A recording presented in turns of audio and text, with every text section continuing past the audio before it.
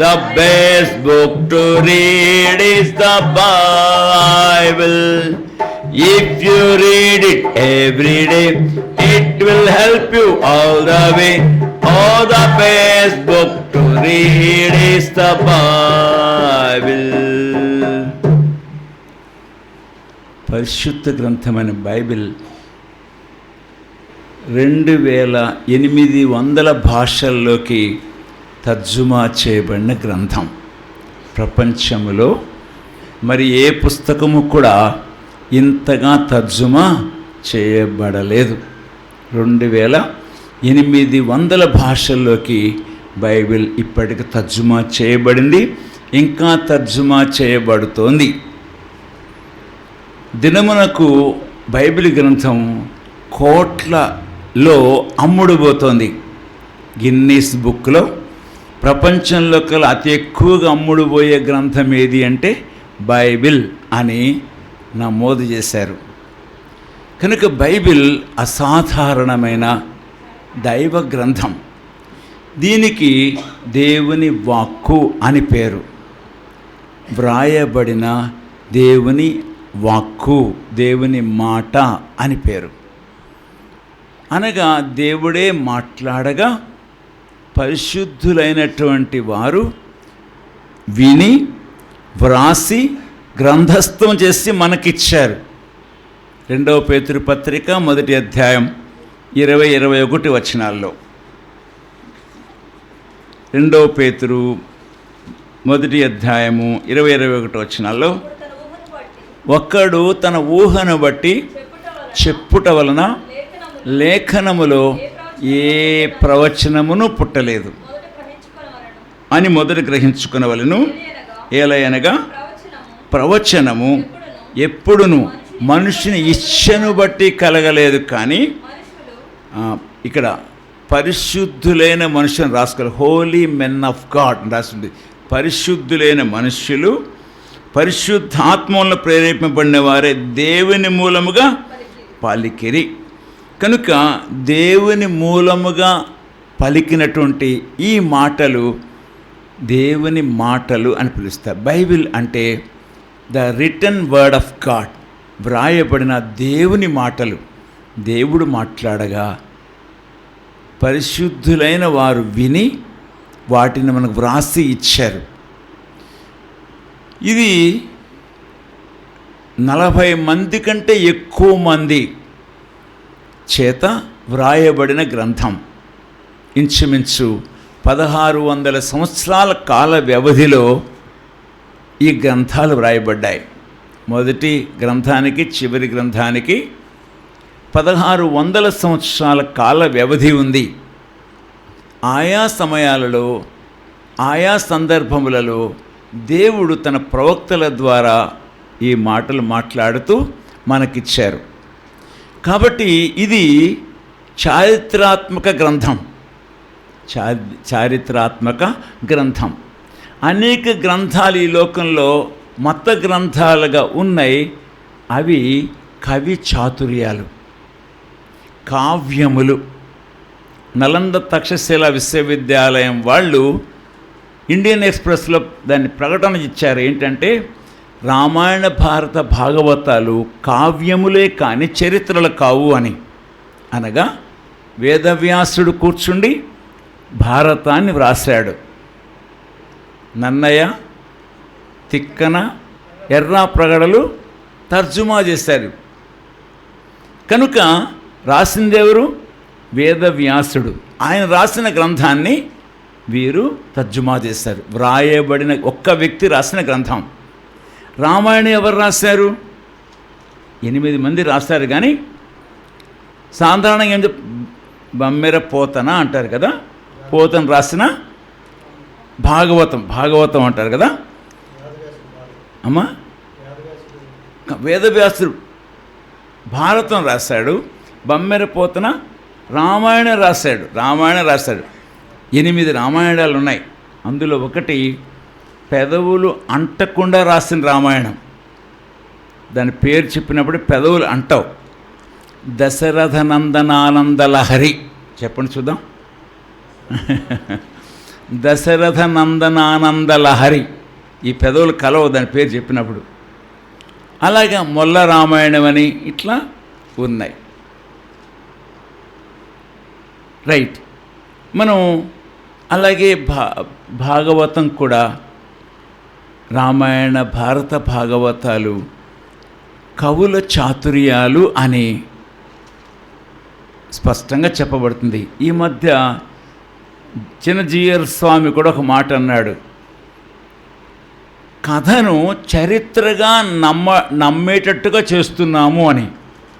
ఒక వ్యక్తి రాసిన కథను చరిత్రగా నమ్మేటట్లుగా బలవంతం చేస్తున్నాం ప్రజల్ని అంటాడు.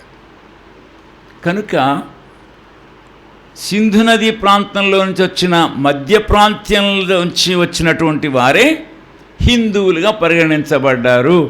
నెహ్రూ గారి జీవిత చరిత్ర రాయబడుతుంది. మధ్య ప్రాంతంలోంచి వలస వచ్చినటువంటి వారు సింధు నదీ ప్రాంతంలో నివాసం ఉన్నారు కనుక సింధుని హిందూ అయింది. కనుక అనేక అబద్ధాలు చెప్పి ప్రజలను మోసం చేస్తూ ఉంటారు అనేక మంది. ప్రియులారా, సత్యం ఎరిగిన వారు దైవవాక్యం మాత్రమే సత్యం అంటారు. కారణం ఇది సత్యవేదం. బైబిల్కి ఏమని పేరు? సత్యవేదం అని పేరు. ఇది చారిత్రాత్మక గ్రంథం. ఇది చరిత్ర. ఇది అంతయు కూడా ఇంచుమించు 6000 సంవత్సరాల చరిత్ర దీనిలో వ్రాయబడుతూ వచ్చింది. ఈ చారిత్రాత్మక గ్రంథాన్ని మనము ఎలా దొరికింది, ఎలా వచ్చింది అంటే దేవుడే మాట్లాడగా, పరిశుద్ధాత్మ చేత మాట్లాడగా, పరిశుద్ధులైన వారు విని మనకు వ్రాసి ఇచ్చారు. అందుకే 40 మంది కంటే ఎక్కువ మంది చేత వ్రాయబడిన ఒక్క వ్యక్తి మాట్లాడిన మాటలుగా, ఒక్క వ్యక్తి చెప్పిన సారాంశముగా మనం చూడగలం. ఎందుకని మాట్లాడినవాడు ఒక్కడే కనుక ఇన్ని విధాలుగా ఇన్ని గ్రంథాలు ఉన్నా సరే ఆయన మాటలే మనం తెలుసుకుంటూ వస్తాం. కనుక ఇది దైవ వాక్కు అని స్పష్టంగా చెప్పబడింది. పరిశుద్ధ గ్రంథం అని భూలోకంలో మరి ఏ గ్రంథానికి పేరు లేదు. చెప్తారంతే, హోలీ ఖురాన్ అనో, హోలీ రామాయణ, హోలీ భారతం చెప్తారు. కానీ పరిశుద్ధ గ్రంథం అని రాయబడిన గ్రంథం ఒక్క బైబిల్ మాత్రమే. కనుక ఈ బైబిల్ని మనము ఎలా అసలు వచ్చింది, ఎలా ఆవిర్భవించింది? అసలు బైబిల్ అంటే పదానికి అర్థమే గ్రూప్ ఆఫ్ బుక్స్, అంటే అనేక పుస్తకముల సంపుటి అని. 66 గ్రంథముల సంపుటి బైబిల్. ఇంకోటి అంటే బిబ్లోస్ అనేటువంటి కాగితపు గుజ్జు మీద రాసిన గ్రంథంగా బైబిల్ అని పేరు వచ్చిందని చెప్తారు. కనుక ఆదిమ హెబ్రీ, గ్రీకు భాషల్లో రాయబడిన ఈ గ్రంథం ఇప్పటికి ఎన్ని చెప్పాను, 2800 భాషలకు తర్జుమా చేయబడింది. ఈ బైబిల్ని నాశనం చేయాలని మహారాజులు, పరాక్రమవంతులు, ఉద్యమకారులు, తీవ్రవాదులు అనేక మంది ప్రయత్నాలు చేస్తూ వచ్చారు. ఎవ్వరి వల్ల కాలే. ఎంతగా వారు ప్రయత్నించారో అంతగా బైబిల్ ప్రభవిస్తూ వచ్చింది, ప్రచురింపబడుతూ వచ్చింది. అనేక కోట్ల మంది చేత చదవబడుతూ వస్తోంది, పాటింపబడుతూ వస్తోంది. ఇది జీవితాలను మార్చే గ్రంథం. ఇది కేవలము ఒక మత గ్రంథం కాదు, జీవితములు మార్చే గ్రంథం. కనుక దీన్ని మత గ్రంథం అనలేము. ప్రజలు అనొచ్చేమో క్రైస్తవ మతము అనిపిస్తారేమో. ఇది మతము కాదు, మతము కాదు. మతమును యేసుక్రీస్తు వారు నిరసించాడు. ఆయన ఒప్పుకోలే. మత నాయకులను పిలిచేమన్నాడు, మీరు ఒకరిని మీ మతంలో కలుపుకోవటానికి భూలోకమంతా చుట్టి వస్తారు, అతను మీ మతంలోకి వచ్చిన తర్వాత మీకంటే నరకపాత్రునిగా చేస్తారు. 23వ అధ్యాయం మత్తయి సువార్తలో చెప్తారు ఆయన. కాబట్టి ఇది మత గ్రంథం కాదు, జీవితములను మార్చే గ్రంథం. దీనిని తప్పులు పట్టుకోవాలని ప్రయత్నించి చివరికి దానికి లోబడిన వారు, అప్పగించుకున్నవారు అనేక మంది. కానీ ఈ గ్రంథములోని మాటలు జీవమునిచ్చే మాటలు. 119వ కీర్తన 50వ వచనం చదవండి. 50వ వచనం. నీ వాక్యము నన్ను బ్రతికించి ఉన్నది. నా బాధలో ఇదే నాకు నెమ్మది కలుగచేస్తోంది. సరే, బ్రతికించే గ్రంథం, చచ్చేవారిని బ్రతికించే గ్రంథం. అలాగే బాధలో ఉన్నవారికి నెమ్మదినిచ్చే గ్రంథం అందిస్తున్నాం. బాధలో ఉన్నవారికి నెమ్మదినిచ్చే, ఆదరణనిచ్చే, ఓదార్పునిచ్చే గ్రంథము దైవ గ్రంథం. నా ప్రియులారా, ఒకసారి ఒక వ్యక్తి పరిగెట్టుకుని పోతూ ఉన్నాడు. ఆ సమయంలో అన్న భక్త సింగ్ గారు చాలా అలసిపోయి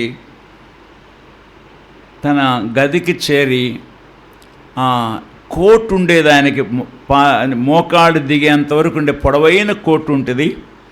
క్రింద 2 జేబుల్లో సువార్త పత్రికలు ఉంటాయి.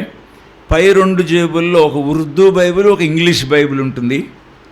ఇది ఆయన గాస్పెల్ కోట్, సువార్త కోట్. అది అర్ధరాత్రి అయిపోయింది. కాళ్ళు ఇడ్చుకుంటూ చాలా అలసిపోయి మంచం మీద వాలిపోయాడు, కోట్ ఒకచోట తగిలించి. ఈలోపు దేవుడు అన్నాడు, బక్సింగ్ లే, బక్సింగ్ లే అని అంటే, ఇప్పుడు ఎవరుంటారు ప్రభువా, నేను చాలా అలసిపోయాను ప్రభువా, నేను లేవలేను ప్రభు అంటే, నువ్వు లే, నువ్వు బయటికి రా, నువ్వు లే, బయటికి రా అని ప్రభు బలవంతం చేస్తూ ఉంటే, అబ్బా నన్ను విడిచిపెట్టావు కదా అని లేచి ఆ గాస్పెల్ కోట్ని భుజం మీద వేసుకొని బయటకు వచ్చాడట. అప్పుడే పరిగెట్టి వెళ్తున్న ఒక వ్యక్తి కనబడ్డాడు. అతన్ని చూడగానే తనలో ఆత్మదేవుని ప్రేరణ ఎంతో ఎక్కువై తాను పరిగెత్తుతున్నాడు. హలో, మీ కొరకేనండి, ఒక్క నిమిషం ఆగండి, మీకు వార్త చెప్పడానికి వస్తున్నా అంటుంటే, నన్ను ఆపొద్దు, ఒక్క క్షణం కూడా ఈ లోకం బ్రతకాలని కోరుకోవటం లేదు, నన్ను ఏమి ఆపడానికి ప్రయత్నం చేయొద్దు, నేను ఆగను అంటే పరిగెట్టుకుని పోతా ఉన్నాడు సముద్రంలో పడి చచ్చిపోవటానికి. లేదు సార్, ఒక ఆయన చచ్చిపోయాడు, ఆ చనిపోయిన వార్త చెప్పడానికి వస్తున్నా మీకు, ఒక ఆయన చచ్చిపోయాడండి, ఆ మరణ వార్త చెప్పడానికి వస్తున్నా మీకు అంటే, ఎవరు చచ్చిపోయారు, ఎవరది, ఒక్క క్షణమే చెప్పెవరు అని ఆగాడు. అంతే, యేసుక్రీస్తు వారిని గురించి అద్భుత సువార్తను ప్రకటించాడు. ఆయన వెనక్కి తిరిగాడు, మోకాళ్ళు నాడు, యేసుక్రీస్తు అని తన రక్షకుని అంగీకరించాడు. బ్రతికే ఈ బ్రతుకు క్రీస్తు కొరకే బ్రతుకుతాను అంటూ సంతోషంగా వెళ్ళాడు. నువ్వు చనిపోనక్కర్లా, నీకోసం క్రీస్తు ప్రభు చనిపోయాడు, నువ్వు చనిపోక్కర్లే అంటూ సువార్తను అందించాడు. చచ్చిపోవాలనుకున్నవాడు బ్రతికిన రోజులు. నా జీవితంలో కూడా నేను చనిపోవాలి అనుకున్నాను, కానీ ఈ జీవవాక్యమే నన్ను బ్రతికించింది. నేను చల్లపల్లి అని కృష్ణా జిల్లా దివి తాలూకాలో ఉన్న ఆ గ్రామంలో జన్మించాను. నా తండ్రి హైందవ రీతిగా పండితునిగా పేరు పొందారు. ఆయనను శాలువాలతో కప్పి సన్మానాలు చేస్తూ ఉంటారు. ఆయన హరికథా పితామహుడైన ఆదిపట్ల నారాయణదాస్ గారి శిష్యుడు. హరికథలు చెప్తూ ఉండేవాడు, అందుకే సూర్యనారాయణ భాగవతార్ అని పిలిచేవాళ్ళు ఈయన్ని. అలాగే భజనలు నేర్పుతూ వచ్చేవాళ్ళు, సంగీత పాఠాలు నేర్పేవాళ్ళు, పౌరాణిక నాటకాలను ఈయన నేర్పుతూ ఆర్గనైజ్ చేసేవాళ్ళు. గౌరీశంకర నాట్య మండలిని ఆయన నాటక బృందం ఉండేది, పౌరాణిక నాటకాలు నేర్పేవాడు. ఈయన కూడా వేషాలు వేసేవాడు. ఈయన ఎంతో ఎప్పుడు కూడా భక్తి కలిగి ఉండేవాడు. నా ఇంట ప్రతి దినము కూడా ఈ భక్తి పారవశ్యం అంటూ ఉండేది. నేను ఒక్కడే నా తండ్రికి చాలా ఆలస్యంగా పుట్టాను నేను.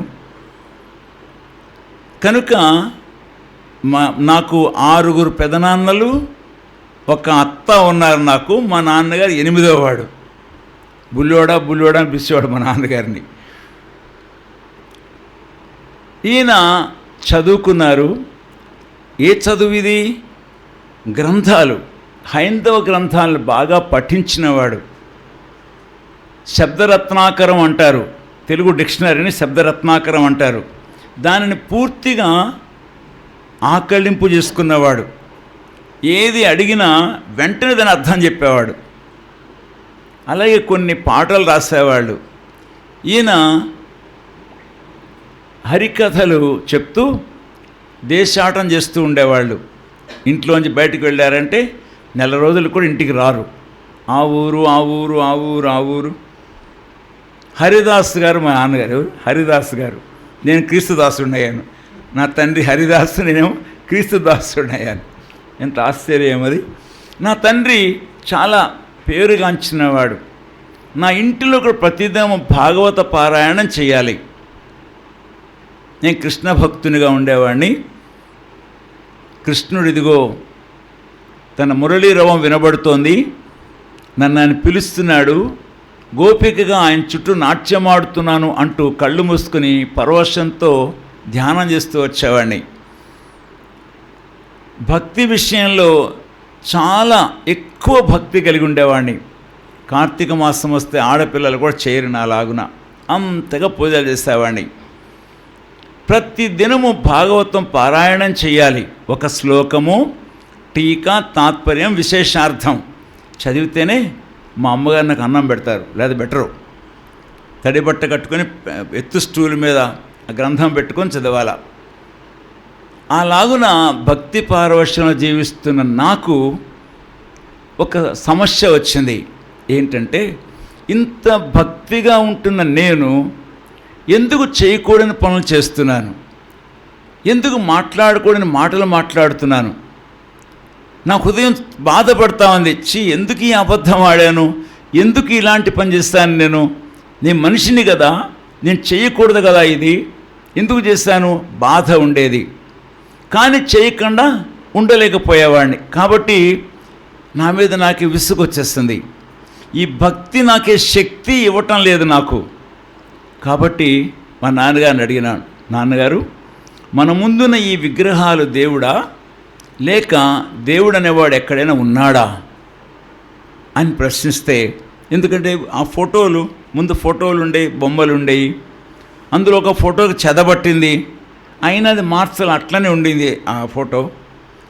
అందుకే అడిగాను, నాన్నగారు, మన ముందున ఈ విగ్రహాలు ఇవి దేవుళ్ళా, లేక దేవుడు ఎక్కడైనా ఉన్నాడా అంటే, నాయన ఇవి దేవుళ్ళు కావురా అని.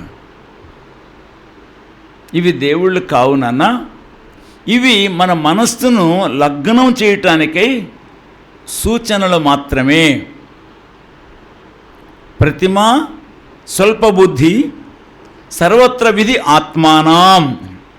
ప్రతిమను పూజించిన స్వల్ప బుద్ధి, సర్వత్ర విధి అంటే దేవుడు, ఆత్మానాం ఆత్మరూపంలో ఉన్నాడు అని చెప్పేవాడు. మరి ఇవెందుకు అంటే, మన దృష్టిని నిమగ్నం చేయటానికి. ఇవి ఓనామాలు లాంటివి. అంటే అక్షరాభ్యాసం చేస్తారు కదా, పిల్లాడి అక్షరాభ్యాసం చేస్తారు కదా, ఇది అక్షరాభ్యాసం మాత్రమే. ఇక్కడి నుండి ఆత్మీయంగా ఎదగాలి. కానీ మనుష్యులు ఇక్కడే ఉండిపోతున్నారు. తమ ధ్యానాన్ని నిమగ్నం చేస్తూ ఈ బొమ్మల మీద ధ్యానం పెడుతున్నారు. కానీ దీనికి తరువాత ఉన్నటువంటి ఆత్మస్వరూపమైన దేవుని తెలుసుకోవటంలో వీరు ముందుకు వెళ్ళటంలా అన్న. కాబట్టి ఇప్పుడు నేను అడుగుతూ వచ్చిన, నాన్నగారు, మరి మన పూజలు దేవుడు అంగీకరిస్తున్నాడని తెలుసుకోవాలంటే ఎప్పుడు తెలుసుకుంటాం అంటే, బాబు దీనికి 7 మెట్లు ఉన్నాయి నాయన, ఈ 7వ మెట్లోకి వెళితే మనకు అర్థమవుతుంది, అప్పటిదాకా మనకు అర్థం కాదు. నేను అడిగాను, మరి మనకు మాటలు ఇచ్చిన దేవుడు మాట్లాడలేడా? మనకు చెప్పాలి కదా, మనం చేసిన పూజ అంగీకరించాడో అంగీకరించలేదో చెప్పాలి కదా. వన్ వే ట్రాఫిక్ లాగా మనమే చేసుకుంటూ పోవటం, అటు నుంచి ఎటువంటి రెస్పాన్స్ లేకపోవటం, ఇదేమిటి నాకేం అర్థం కావటం లే అంటే, అది తెలియదు నాయన, మనం ఆ 7వ మెట్లోకి వెళితే అర్థమవుతుంది అని. మరి మీరు ఎన్నో మెట్లో ఉన్నారో చెప్పండి నాన్నగారు, నేను పోల్చుకుంటాను మీతో అంటే, అది నాకు తెలియదు నాయన. మరి ఎప్పుడు తెలుస్తుంది? ఆ 7వ మెట్లోకి వెళితే తెలుస్తుంది అన్నాడు. పోనీ ఎవరైనా వెళ్ళారా? లేదు అనేవాడు. నిన్నగా మొన్న ఉమామహేశ్వర పండిట్ గారు వచ్చారు, విహెచ్పి ప్రెసిడెంట్ గారు వచ్చారు. మనస్సు కోతి వంటిది, దాన్ని లలాటంలో బంధించాలి అని చెప్పి చక్కని ఉపన్యాసం చేశారు.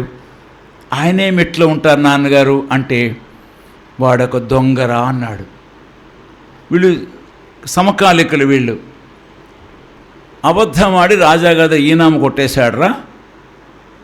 అంత ఉపన్యాసం చేసిన ఆ పండితుడే, విహెచ్పి ప్రెసిడెంటే ఇలాంటి వాడైతే నేను ఎవరిలో చూస్తాను, నేను ఎవరిలో పరిశుద్ధత చూడగలను అని ఆలోచన చేస్తూ ఒక్కసారి పైకి దేవతల గురించి, దేవుళ్ళ గురించి ఆలోచన చేయటం మొదలుపెట్టినప్పుడు నాకు అర్థమైంది ఏంటంటే, వారిలోనే పవిత్రత లేదు. బహుభార్య విధానాలు, అక్రమ సంబంధాలు నేను నా నోటితో చెప్పలేను, కానీ అవి అయ్యో మనుషులను కామ క్రోధ లోభ మదమాశ్చర్యాలు జయించమని చెప్తారు, కానీ అసలు వాళ్ళలో ఆ జయమే లేదు. కాబట్టి వాళ్ళలోనే పరిశుద్ధత లేకపోతే వాళ్ళని పూజించే నాకెట్లా వస్తుంది ఈ పరిశుద్ధత? కాబట్టి దీనివల్ల ప్రయోజనం లేదు. మనుషులు నరుక్కొని చావకుండా ఏదో భయం పెట్టారే కానీ దేవుడు లేడు, ఏమీ లేదు అని నిర్ధారణ చేసుకొని అప్పటికి కొంత అలసిపోయాను. నేను మౌనవ్రతం పాటించి స్కూల్కి వెళ్ళేవాడిని, కాన్సన్ట్రేషన్ టెస్టులు కొన్ని చేశాను. ఏం చేసినా నా మనస్సు నా స్వాధీనంలోకి వచ్చేది కాదు. ఇదంతా వ్యర్థమని నేను విజయవాడ కాలేజీలోకి వచ్చిన తర్వాత ఇప్పుడు స్టూడెంట్ ఫెడరేషన్లో జాయిన్ అయ్యాను. స్టూడెంట్ ఫెడరేషన్ అని ఈ కమ్యూనిస్ట్ పార్టీ వాళ్ళ యొక్క శాఖ. ఏమిటి? సమాజాన్ని నిర్మిద్దాం. దేవుడు ఏమి లేదు, దేవుడు లేడు. సమాజం బీద ధనిక భేదం ఉండకూడదు, కులం ఉండకూడదు, మతం ఉండకూడదు, అందరూ ఒకటిగా జీవించాలి అనేటువంటి చెప్పేటువంటి ఆ సిద్ధాంతానికి ఇష్టపడ్డాను నేను. కొన్ని గేయాలు రాసేవాడిని. పదండి కథం కలపండి, నడుం కట్టండి, నవ సమాజాన్ని స్థాపిద్దాం అంటూ వాడు గేయాలు రాసేవాడిని. ఇంతగా ఆసక్తిగా వాళ్ళని వెంబడిస్తుంటే వాళ్ళు ఏం చేశారంటే, ఈ కుర్రాడు చాలా ఆసక్తిగా ఉన్నాడని చెప్పి పార్టీ ఖర్చులతో నన్ను వికారాబాద్ పంపించారు.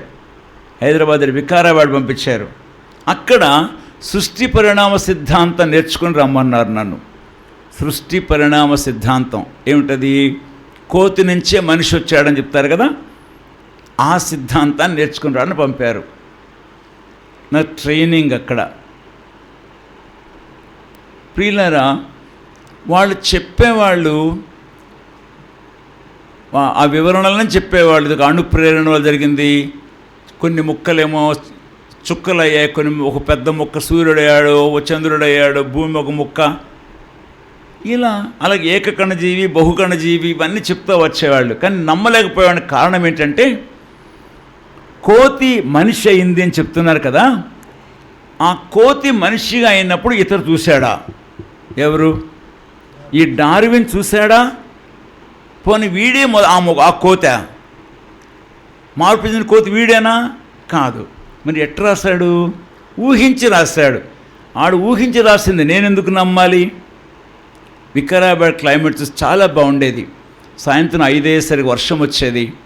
చక్కని లోయలు, ఆ కొండలు చూస్తే ఇంత చక్కని ప్రకృతి ఏదో ఒక అద్భుత శక్తితో నడిపించబడకపోతే ఈ కాలాలేమిటి, ఋతువులేమిటి, పౌర్ణమి ఏమిటి, అమావాస్య ఏమిటి, ఇంత క్రమబద్ధంగా నడుస్తున్న ఈ సృష్టి ఎవరో ఒక శక్తి చేత నడిపించబడకపోతే ఇది ఎలా సంభవిస్తుంది అని చెప్పి, ఏదో అతీతమైన శక్తి ఉంది, ఆ శక్తి నడిపిస్తోంది, నాకు తెలియదు, అందుకని నేను దేవుడు లేడు అని చెప్తున్నాను అని మనస్సులో అనుకునేవాడిని. కానీ మళ్ళీ విజయవాడ తిరిగి వచ్చిన తర్వాత ఇంకా దేవుడు లేడని చెప్పడంలో అందరి మధ్య అరుస్తూ కేకలేస్తూ వాదిస్తూ వచ్చేవాడిని. దేవుడు అనే మాట అంటే ఎర్రగుంటాడా, నల్లగుంటాడా, తెల్లగుంటాడా, పొట్టిగుంటాడా, పొడవుగుంటాడా, పుల్లగా ఉంటాడా, తీయగా ఉంటాడా, యక్ష ప్రశ్నలు వేసి విసిగించేసేవాడిని. వాళ్ళు వారు నన్ను దండం అని చెప్పేదాకా వదిలేవాడిని కాదు. అంతగా వాదించేవాడిని. ఘోరా అని నాస్తిక సమాజ స్థాపకుడు బెంజ్ జంక్షన్లో మీటింగ్లు పెట్టేవాడు. కూరగాయల దండ వేసుకునేవాడు, ఆవు మాంసం తినిపించేవాడు అందరి చేత. ఆయన మీటింగ్లకు వెళ్ళేవాడిని. కానీ నా జీవితంలో అనుమానం ఉంది ఏంటంటే, ఒకవేళ దేవుడంటూ ఉంటే, నాకు తెలియదు కనుక లేడని చెప్తున్నా, ఉంటే ఖచ్చితంగా నరకం ఉంటుంది, ఆ అగ్నిగుండం ఉంటుంది, యమధర్మరాజు ఉంటాడు, యమపాశ్యములు ఉంటాయి, యమకింకరులు ఉంటారు. అక్కడ రంపాలతో కోస్తారు, నూనెగానుగల వేపుతారు, కొరడాలతో కొడతారు. అచ్చ బాబోయ్, ఆ నరకానికి నేను భరించలేను, ఖచ్చితంగా నరకానికి పోతాను. దేవుడంటూ ఉంటే నరకం ఉంటుంది, నరకం ఉంటే నేను ఖచ్చితంగా నరకానికి పోతాను, ఎట్లా సహించగలను? ఈ బాధతో వేదనతో ఉండేవాడిని. దేవుని మహాకృప వలన 72వ సంవత్సరంలో నాకు BHP అని విశాఖపట్నం ఉద్యోగం వచ్చింది. నా చిన్న వయసులో దేవుడు అద్భుతమైన ఉద్యోగం ఇచ్చాడు సెంట్రల్ గవర్నమెంట్లో. ఇక్కడికి వచ్చిన విశాఖపట్నం వచ్చిన తర్వాత ఇక నాకు పూజ చేయమని చెప్పే నాన్నగారు అమ్మ లేరు, ఈ SFI వాడు లేరు. ఇక ఒంటరిగా నేను నా డ్యూటీ అవర్స్ అయిపోయిన తర్వాత పొలాల్లోకి పోయి ఒంటరిగా ధ్యానం చేసేవాడిని. అసలు ఎందుకు పుట్టాను, ఎందుకు పెరుగుతున్నాను, ఎందుకు చచ్చిపోతాను? నా అనుమతి లేకుండా పుట్టాను, అనుమతి లేకుండా చచ్చిపోతాను. మధ్యలో ఈ జంజాటాలు ఏమిటి? చదువు, ఉద్యోగము, ఆస్తి ఏవి నాతో రావు. నాతో రాని వీటి కోసం నేను ఎందుకు ఇంత ప్రయాసపడాలి? ఇది నా ప్రశ్నలుగా ఉండేవి. కాబట్టి ఒకవేళ దేవుడంటూ ఉంటే నరకం ఖచ్చితంగా ఉంటుంది. నరకం ఉంటే అందులో ఖచ్చితంగా నేను పడిపోతాను. ఈ బాధనే భరించలేను. కాబట్టి ఎక్కువ కాలం బతికితే ఇంకెక్కువ పాపాలు చేస్తాను, ఎక్కువ శిక్ష నా కోసం ఉంటుంది కనుక ఇప్పుడే చచ్చిపోతే ఆ శిక్షణ తగ్గుతుంది. చావటం తప్పదు కదా, జాతస్య మరణం ధ్రువం, చావలసిందే కదా, ఏదెవరో చచ్చిపోవాల్సిందే. అప్పుడు నేనేం తీసుకొని పోలేను, ఆస్తి కానీ నా ఉద్యోగం ఏమీ తీసుకొని పోలేను. కానీ నా పాపాలు నా వెంట వస్తాయి కనుక ఇప్పుడే చచ్చిపోతే ఆ పాపాల సంఖ్యను తగ్గుతుంది, శిక్ష కూడా తగ్గుతుందనే ఆశతో చనిపోవటానికి సిద్ధపడుతున్న దినాలవి. ఎన్ని నిద్ర మాత్రలు మింగితే చచ్చిపోగలనో తెలుసుకొని ఒక్కోటి సంపాదించుకుంటున్న దినాలు. మా నాన్నగారు లెటర్ రాసేస్తాను, నాన్నగారు నాకు ఈ జీవితం ఏమాత్రం రుచికరంగా లేదు, దీన్ని విడిచిపెట్టేయాలనుకుంటున్నాను అని రాసేసాను. అయితే కింద ఇంకొక సెంటెన్స్ రాస్తాను, ఈ విత్తనాన్ని మీరే పెట్టారు కనుక ఈ చెట్టు ఫలాన్ని అనుభవించే హక్కు మీకే ఉంది కనుక మీకోసమే జీవించాలి అని రాశాను. ఎందుకంటే నాన్నగారు ముసలివాళ్ళు అయిపోయారు, ఆయన సంగీత పాఠాలు చెప్పలేరు, ఇప్పుడు ఏ భజనలకు వెళ్ళలేరు, 2 కళ్ళ క్యాటరాక్ట్ వచ్చేస్తుంది. కాబట్టి ఇప్పుడు నేనే వారిని పోషించేవాడిని అవ్వాలి. ఇప్పుడు నేను చచ్చిపోతే ఏమవుతారు వాళ్ళు? అదొక్క మాట చివరి రాశాను, రాసి మీకోసమే బతుకుతాను అని రాశాను అని పోస్ట్ చేశాను. మరి మా నాన్నగారు అది చదివి ఎంత బాధపడ్డారో నాకు తెలియదు, కానీ అది నా పరిస్థితి. ఈలోపు ఒక కేరళ స్నేహితుడు ఒక ఆయన నాకు పరిచయం అయ్యాడు. పరిచయం అంటే నేను నా ఉద్యోగం కొత్తగా చేరాను కనుక నాకు క్వార్టర్ అలాట్ కాలేదు, ఆయన క్వార్టర్లో ఉండేవాడిని. ఆయన 43 సంవత్సరాల బ్రహ్మచారి, నేను 20 సంవత్సరాల బ్రహ్మచారిని. ఇక ఆయన ఏదో స్నానం చేసేవాడు, ఆ కిటికీలో అదే అల్మరా దగ్గర నాకు తెరట తీసేవాడు, ఇలా ఇలా అనేవాడు, అవో బాబు పియంగే అనేవాడు, తాగుదాం రాబాబు అనేవాడు. ఇక మెల్లగా నా జీవితంలో సిగరెట్ అలవాటైంది, త్రాగుడు కూడా అలవాటైంది. ఆవో బాబు పియంగే అనేవాడు, వాడు కొంచెమే తాగేవాడు, మిగతా నేనే పూర్తి చేసేసేవాడిని, వాడిని పడుకోబెట్టేసేవాడిని. నా జీవితంలో ఇంకా అసహించుకుంటున్నా, ఇంకా అధోగతికి వచ్చేస్తాను, ఇంకా నాశనం అయిపోతాను, నా బ్రతుకు చాలా దుఃఖంతో ఉన్నా. పైకి మాత్రం చాలా గంభీరంగా ఉంటాను. ఈ మడతలు ఇక్కడ పెట్టను, ఇక్కడ పెడతాను, నా ఛాతీలో కనపడాలని, వీగ్రూ బాడీ కనపడాలని. విజయవాడలో కర్రసాము నేర్చుకున్నా నేను. 16 షో గేమ్స్ ఇచ్చేవాడిని, ఇప్పుడు కదా అప్పుడండి. 16 షో గేమ్స్ ఇచ్చేవాడిని కర్రసాములో, బాణా తిప్పేవాడిని. కాబట్టి బహు బలంగా ఉండేవాడిని కనుక పెద్ద ఇది నాకు లెక్క అనిపించేది కాదు.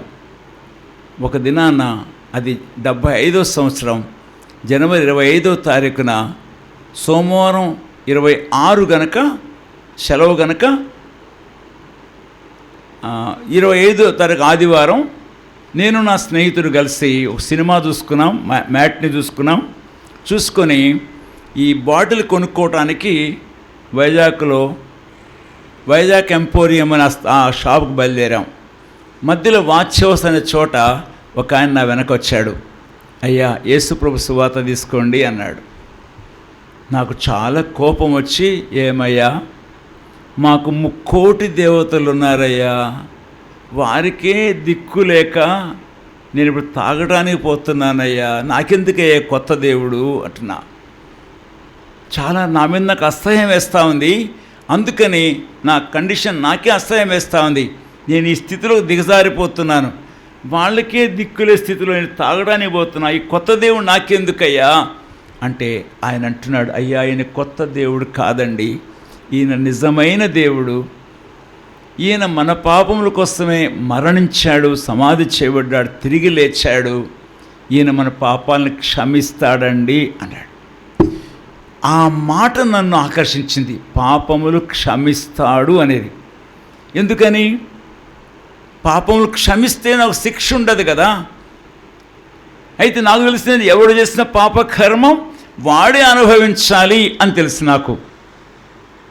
యానికాని చ పాపానే జన్మాంతకృతానే చ తాని తన మనుష్యంత ప్రదక్షిణ పదే ఎన్నిసార్లు తిరిగినా ఏడబోద్దా పాపం, ఎక్కడి ఓటలే కదా. ఇక్కడ పాపాలు క్షమించబడతాయనే మాట వినగానే ఇదేదో కొత్తగా ఉంది. పాపాలంటూ క్షమించబడితే ఆ నరకం ఉండదు కదా. ఇది తెలుసుకుందాం. ఆ యేసు ఎవరో నాకు తెలియదు, మత గ్రంథాలు ఎన్నో చదువుకున్నా కానీ యేసు గురించి తెలియదు. యేసు అంటే ఎవరో తెలుసుకుందాం అనే ఆశతో నిలవబడి చెప్పి వెళ్ళిపోతున్న అతను వెనక్కి పిలిచి, ఎంతయ్యా పుస్తకం అంటే 10 పైసలు అన్నాడు. కొత్త రూపాయి నోటు తీసిపో, చిల్లర పట్టరా. చాలా గర్వం. ఇప్పుడు ఎవరైనా అట్లా అంటే నేను నవ్వుకుంటాను, నేను ఒకప్పుడు ఒక అంటుండే కదా అని. 90 పైసలు తీసుకొని ఆ పుస్తకం ఇచ్చి ఆయన వెళ్ళిపోయాడు. వెనకాల బ్యాగ్ వేలాడుతుంది, జిప్పు తీసాను, బుక్ దాంట్లో వేస్తాను, వెళ్ళిపోయాం. ఆ రాత్రి XXX రమ్ ఫుల్ బాటిల్ తీసి ఎక్కేసాం గుర్రం. నిద్ర లేదు, తిరుగుతున్నా, గోడ దూకేస్తున్నా, ఎక్కడ రికార్డింగ్ డ్యాన్స్ దూకితే అక్కడ పోయినా, వాడు కాలు దొక్కితే నేను గట్టి గసిరితే వాడు ముక్కు మూసుకున్నాడు, అంటే నాలోంచి వాసన వస్తుందని. వచ్చి వాసన వస్తున్నాడు, మళ్ళా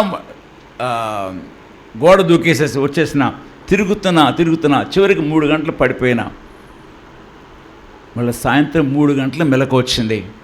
ఇప్పుడు నాకు ప్రశ్న, నువ్వు చస్తే ఏమవుతావు? అయ్యో, మళ్ళీ మొదలైందిరా బాబు, బాటిల్లో ఒక చుక్క కూడా లేదు తాగుదామంటే. అప్పుడు గుర్తొచ్చింది, నిన్న ఏదో చెప్పాడు కదా, పాపాలు క్షమించబడతాయని చెప్పాడు కదా, ఆ యేసు ఎవరో తెలుసుకుందాము అని చెప్పి అడుగునున్న పుస్తకం తీశాను. ఏం అర్థం కావటలే. ఒకటి హ్యాంగ్ ఓవరు, ఇంకా మొత్తం దిగలే. రెండోది బైబిల్ భాష తేలిక అర్థం కూడా కాదు. ఒక నిర్ణయం తీసుకున్నా, ఏదేమైతే ఏమి, ఆ యేసు ఎవరో తెలుసుకుంటాను. తెలుసుకోవాలి అంటే ఈ పాడు జీవితం వదిలేయాలి. వెంటనే పెట్టి బెడ్డింగ్ సర్దేసుకున్నా. కొరియా, అతను కొరియా అని పేరు. నేను రూమ్ ఖాళీ చేస్తున్నా. ఎందుకు ఖాళీ చేస్తున్నా నువ్వు? నాకు తెలుసు, నిన్న పుస్తకం కొన్నావు చూసావా, అప్పుడే నీకు పిచ్చి పడుతుంది అనుకున్నా నేను. నాకు పిచ్చి పడుతుందో, పట్టిన పిచ్చి వదులుతుందో, ఇదే లాస్ట్ ట్రయల్ నాకు. ఇది మన అకౌంట్ తర్వాత చూద్దాం అని చెప్పి వెంటనే నా పెట్టి బెడ్డింగ్ తీసుకుని వేరే గదికి వెళ్ళిపోయినా. ఆ ఆదివారం చర్చికి వెళ్ళాను. మోకరించడం తెలియదు నాకు, కానీ పక్కన చూస్తున్నాను, వాళ్ళు ఎలా చేస్తే అలా చేస్తూ ఉన్నా. అక్కడ ఒక ఆయన ఇంగ్లీష్ చెప్తా, ఇంకో తెలుగులో చెప్తా ఉన్నా, నాకు అర్థం కావటలే. కానీ వారి మధ్య కూర్చుంటే నాకు నెమ్మదిగా సంతోషంగా ఉంది. చాలా బాగుంది. కానీ ప్రతి ఆదివారం వద్దాం ఇక్కడికి అనుకున్నా. ఒక యవ్వనస్తుడు ఒక జామకాయ తీసుకొని వచ్చి కొంచెం కొరుక్కుని పక్కనకి ఇచ్చాడు. 20 మంది యవ్వనస్తుడు ఒక్క జామకాయని ఎంగిలి కూడా లేకుండా కొరుక్కొని తింటున్నారు. ఇదేమిటిరా బాబు, ఇక్కడ ఎంగిలి కూడా తేడా లేదే, అందరూ కలిసి కూర్చుంటున్నారు. నేను వీధుల్లో అరిచాను, ప్రజలందరూ సమానంగా ఉండాలని అరుస్తూ వచ్చానే. ఇక్కడ సమాజం ఇక్కడే ఉంది కాబట్టి ఇక్కడ కూర్చుని నాకు ఎంతో శాంతిగా ఉంది. వీరందరూ కలిసి ఎంగిలి కూడా లేకుండా జీవిస్తూ ఉన్నారు. వీరి మధ్యకు వస్తాను, ప్రతి ఆదివారం వద్దాం అని తీర్మానం చేసుకున్నా. మా నాన్నగారు ఏమంటారని గుర్తొచ్చినా, నాన్నగారు ఏమంటేలే, నేను చచ్చిపోతే బతికిస్తాడా ఏమి ఆయన, నాది నేనే, నా అన్నం నేనే తినాలి, నా జీవితం నేనే చూసుకోవాలని తీర్మానం చేసుకొని రావటం మొదలుపెట్టాను. ఫిబ్రవరి 14వ తారీఖున అన్న భక్సింగ్ గారు వచ్చారు, విశాఖపట్నం వచ్చారు. ఆయన యేసయ్యను గురించి సువార్త చెప్పారు. చెప్పిన తర్వాత చివరిలో ఆహ్వానం ఇచ్చారు. నీ పాపం పోగొట్టుకోవాలని ఆశ నీకుంటే నీ చేయి చూపించు, ప్రార్థన చేస్తాను అన్నాడు. నాలో ఆశ, నా పాపం పోగొట్టుకోవాలనే ఆశ, నా చెయ్యి ఎత్తాను. నాకేదో కార్డు ఇచ్చారు. ఆ కార్డు మీద ఆ అడ్రస్ సంతకం పెట్టమన్నారు. ఏమి తెలియకపోయినా సంతకం పెట్టేసా, ఇచ్చేసా. అందులో వాక్యాలు నాకేం తెలియవు నాకు. కానీ ఇంటికి వచ్చిన తర్వాత ఏడ్చాను. యేసు, నువ్వు దేవుడు వంట కదా, మనుష్యుల పాపాల కోసం ప్రాణం పెట్టావంట, సమాధి చేయబడి తిరిగి లేచావంట కదా, నువ్వు పాపాలు క్షమిస్తావంట కదా. నేను పాపాత్ముడయ్యా, నాకు నెమ్మది లేదు, శాంతి లేదు, చచ్చిపోతే నరకానికి పోతానే భయం నన్ను వెంటాడుతోంది. దయచేసి నా పాపాలు క్షమించు ప్రభువా అని చెప్పి ఒంటరిగా ఉన్న నా గదిలో ఏడుస్తూ ప్రార్థన చేసిన. ప్రార్థన తెలియదు నాకు, ఆ మాట చెప్తున్నా, యేసు ప్రభువా నన్ను క్షమించు అని. ఎంత సంతోషం అంటే, ప్రభు యొద్ద కన్నీటితో నా పాపాన్ని ఒప్పుకుంటూ ఉన్నప్పుడు నా పాపమంతా క్షమించబడిన ఆనందం నాలోనికి వచ్చింది. నాకెంతో హృదయం తేలిక అయింది. ఆ మరణ భయం నాలోంచి పోయింది. సంతోషంతో నా హృదయం నింపబట్టం చూసిన. మరుసటి దినాన నా డ్యూటీకి వెళ్ళినప్పుడు నా వాళ్ళు అంటున్నారు, సార్ మీలో ఏదో మార్పు వచ్చింది సార్, ఏమైంది సార్, అమ్మకు బాగాలేదా, నాన్నగారి బాగాలేదా అంటా ఉన్నారు. అదేం లేదయ్యా, బాగానే ఉన్నారు. మరి మీలో ఏదో మార్పు వచ్చింది సార్ అంటున్నారు. ఏం మార్పు వచ్చింది? ఏంలే, మీరు వచ్చే ముందు బ్రేకర్ని గుద్దుతారు కదా, దడేలు మేము బ్రేకర్ని గుద్ది లోపలికి వస్తారు కదా, ఇవాళ కామ్గా వచ్చేసరే మాకు అది వింతగా ఉంది అన్నారు. ఓహో, వీళ్ళేం గమనించారు ఇప్పుడు? మొదట ఉన్నటువంటి ఆ స్థితి లేదు, ఏమైందో, ఎవరికైనా బాగాలేదేమో అనుకుంటున్నారు. కానీ చెప్పడానికి భయపడ్డాను. నేను చర్చికి వెళుతున్నాను చెప్పడానికి భయపడ్డా. ఎందుకు, మా నాన్నగారు తెలుస్తుందేమో. మా నాన్నగారు అమ్మో నన్ను ఇంటికి రానియాడు. కానీ ఒక రోజున నేను చెప్పకపోయినా చెప్పేటట్టు చేశాడు దేవుడు. అద్భుతం ఏంటంటే, కొత్త బిచ్చగాడికి పొద్దెరగడు అంటారే, ఎక్కడ ప్రార్థన జరుగుతుందంటే పరిగెత్తుకెళ్ళిపోయేవాడిని. ఎవరో ఒక పాత బైబిల్ ఇచ్చారు నాకు. ఒక చోట జ్ఞానసలమైన ఒక ఆమె, కేరళ ఆమె వాక్యం చెప్పడానికి వస్తుంది అంటే మేము ఆ ఇంటికి వెళ్ళాం. వెళుతుండగా ఆ ఇంటి యజమాని కింద దిగుతున్నాడు. కెప్టెన్ రాజ్ అని సెక్యూరిటీ ఆఫీసర్ మాకు దిగుతున్నాడు. ఏం సార్ మీ ఇంటికి వస్తే మీరు వెళ్ళిపోతున్నారంటే, వస్తాను మీరు వెళ్ళండి అన్నాడు. వెళ్ళి కూర్చున్నాము. కానీ ఆమె రాలేదు. కాసేపటికి ఆమె చెప్పింది, బాబు వెళ్ళిపోండి, ఆమె రాదనుకుంటా ఈరోజు అంది. మేము వచ్చేసాం. మరుసటి రోజు నాకు ఫోన్ వచ్చింది. నా పేరు సత్యనారాయణ, ముందు కదా, ఒకసారి రా అని పిలిచారు. అక్కడ లోకల్ క్రిస్టియన్స్. వెళ్ళాను. ఇక్కడ ఈ వాక్యం రాయి అంటున్నారు. ఎందుకు అన్న, కాదులే నీ దస్తూరి చూద్దామని రాయమని. ఆ వాక్యం రాస్తుంటే కాదు కాదు కాదు కాదు అనుకుంటున్నారు. ఏమిటి కాదు కాదు అంటున్నారు, ఏమిటి అంటే అప్పుడు ఒక లెటర్ చూపించారు నాకు. ఆ ఇంటి యజమాని తన భార్యను విడిచిపెట్టడానికి వేరొక స్త్రీతో సంబంధం కలిగిన తాను కారణం వెతుకుతున్నాడు. నేను కనబడ్డాను తన దృష్టికి. నా వయసు 25 సంవత్సరం అండి. 45 సంవత్సరాలు ఉంటాయి ఆమెకి. నా పేరు మీద ఒక చిన్న చిన్న స్లిప్ రాసి ఆ కుర్చీలో పెట్టాడట. ఉదయకాలం ఆమె నేల శుభ్రం చేస్తూ అది చూసి, ఇదేమిటి పిల్లోడు ఇలా చేశాడు అని అక్కడ లోకల్ క్రిస్టియన్స్కి ఇచ్చింది. అట్లా అంటాడు, కాదమ్మా కొత్తగా యేసుప్రభు దగ్గరికి వచ్చాడు, మేము కనుక్కుంటామని చెప్పి పంపించారు. ఇప్పుడు వాళ్ళకి ఏమర్థమైంది, ఈ రైటింగ్ ఇతంది కాదు అర్థమైంది. అప్పుడు ఆ స్లిప్ నాకు ఇచ్చారు. నాకు చాలా ఏడుపు వచ్చింది.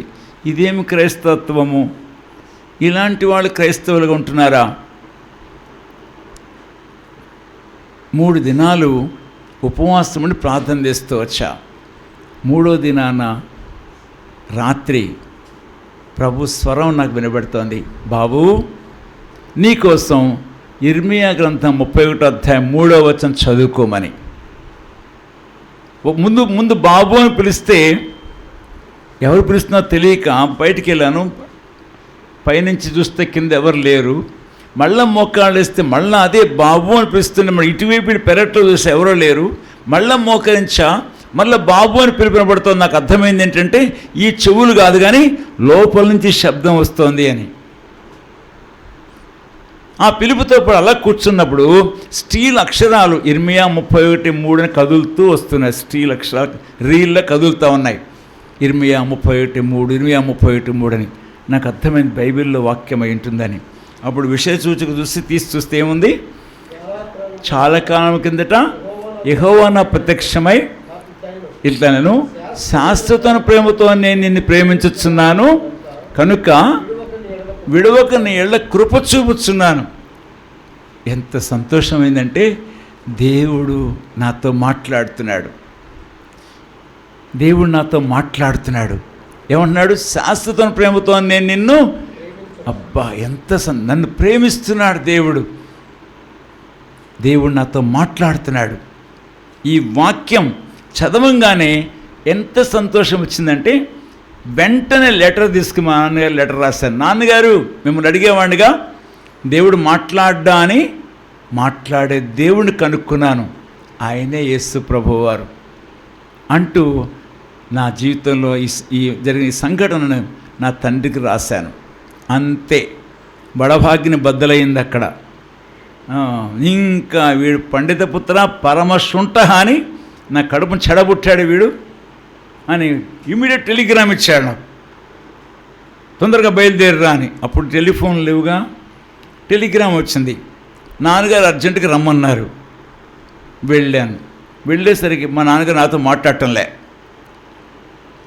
మా నాన్నగారు ఎంత డిసిప్లైన్డ్ పర్సన్ అంటే ఎప్పుడు నొక్క దెబ్బ కొట్టేరగరు, కానీ ఆయన అంటే చచ్చే భయం నాకు. అంత గౌరవంగా పెంచాడు ఆయన. ఇప్పుడు నాతో మాట్లాడటం అటు తిరిగిపోతున్నాడు. ఈలోపు ఒక యవనస్తుడు వచ్చాడు.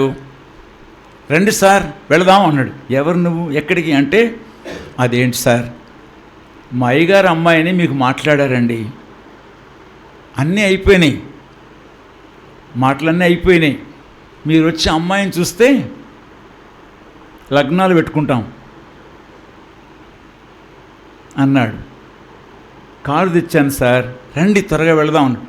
అప్పుడు నాకు అర్థమైంది, ఏంటి పెళ్లి చేస్తే పిచ్చి కుదురుద్దని మా నాన్నగారు పెళ్లి సంబంధం చూసేశాడు అనమాట. అని వెండి వర్తకులు అంట వాళ్ళు మజిలీపట్నం చెప్పుకొచ్చాడు. ఇప్పుడు నాకు అర్థమైంది. వెంటనే నేను చెప్పా, చూడు ఇంకో మాట చెప్పాలి, నేను యేసు ప్రభువుని నా రక్షకునిగా అంగీకరించాను. ఎవరిని బలవంతం చేసేవాడిని కాదు, కానీ నేను యేసు ప్రభువు నమ్ముకున్నాను. మీ అయ్యగారితో చెప్పు, మీ అయ్యగారు ఒప్పుకుంటే నేను వస్తా, చూస్తా అన్న. మీరేంటి మంచి పని చేశారు కదా సార్, మీరేం తప్పు చేశారు, ఆ మాట మీ అయ్యగారు అనాలి, వెళ్ళి రప్పు అని. 14 కిలోమీటర్లు మాకు మచిలీపట్నం. అరగంటలో వస్తా సార్ అన్నాడు. ఇప్పటిదాకా రాలే. ఎందుకని? ఎవరు ఒప్పుకుంటారా? ఏం చెప్పావురా? నాన్నగారు ఉన్నదే చెప్పానండి. పులి కడుపున పిల్లి పుట్టినందు నాకు సిగ్గు తెచ్చావు నా జీవితానికి అంటూ ఇక తిట్టం మొదలుపెట్టారు. అప్పటికే మా పెదనాన్నల కొడుకులు అందరూ వచ్చున్నారు. పెద్ద కుటుంబం మాది, 100 మంది వస్తారు ఏ ఫంక్షన్ అయినా మాకు. అప్పటికే నేను తాతని. ఎందుకని? మా పెదనాన్న పిల్లలు చాలా పెద్దోళ్ళు, వాళ్ళకి మనవాళ్ళు ఉన్నారు. అందరూ వచ్చున్నారు. ఒక్కోళ్ళు ఒక్కో మాట అంటున్నారు. రే ఈ మాటలను వింటూ నవ్వుకునేవాడు. ఎందుకని? వీడు సత్యం తెలియదు అని. ఈలాగున నా జీవితంలో దేవుని స్వరం వినే భాగ్యం దొరికింది. నా జీవితాన్ని దేవుడు అద్భుతంగా ఆశ్చర్యకరంగా మార్చాడు. ఎంత సంతోషం! ఇప్పుడు చనిపోయినా ఖచ్చితంగా దేవుని దగ్గరికి వెళ్తానే కానీ నరకానికి వెళ్ళను అనే నిర్ధారణ నాలో కలిగి ఉండటం గమనించబడింది. ప్రియులారా, యేసుక్రీస్తు వారిని, ఆయనంటే ఎవరో ఎరుగను. నేను పుట్టు క్రైస్తవుని కాదు, క్రైస్తవ కుటుంబంలో పుట్టలేదు నేను. కానీ నా పాపం పోగొట్టుకోవాలి అనే ఆశతో యేసుప్రభు యొద్దకు వచ్చాను. నా దేవుడు నన్ను అద్భుతంగా దర్శించి పాప క్షమాపణ ఇవ్వటమే కాదు, ఆయన దాసునిగా నన్ను చేసుకున్నాడు. నా తండ్రి 8 సంవత్సరాలు నన్ను పరీక్షించిన తర్వాత నా తల్లి ముందుగానే ప్రభువుని అంగీకరించింది. అనగా నా తల్లి నన్ను ఒక రోజున ఇలా మీటింగ్ జరుగుతుంటే దైవసేవకుడు దేవుని ప్రేమాహస్తాన్ని గురించి చక్కని వాక్యం చెప్పాడు. నన్ను ప్రార్థన చేయమన్నాడు.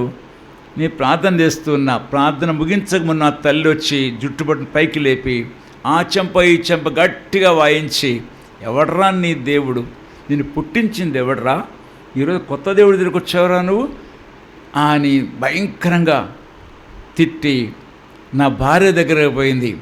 నా భార్య అప్పటికే సర్దుకుంది, గోడ దగ్గరికి వెళ్ళిపోయింది, ఎక్కడ పట్టుకుంటుందో నన్నని.